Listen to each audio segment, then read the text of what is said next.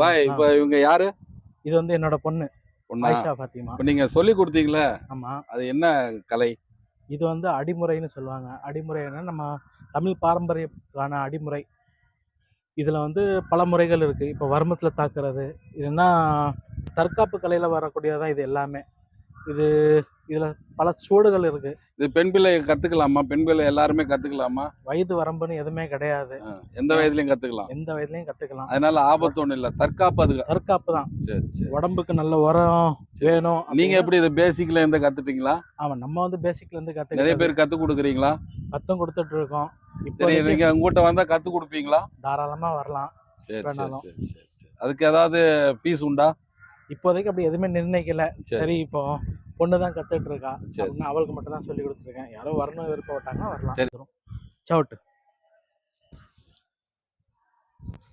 சவுட்டு. இப்போ அந்த சொல்ல இங்க அடி விழுது. இந்த இது இங்க நெஞ்சு குழியில விழுவும். போட அடிய.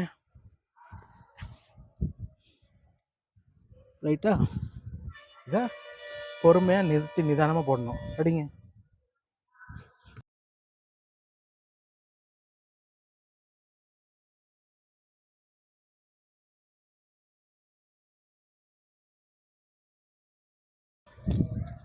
அடி அடி அடி. இப்போ இதுக்கு தடுப்பு முறை போடுறான். இப்போ எப்படி போடுறான்னா அதே சவட்டடி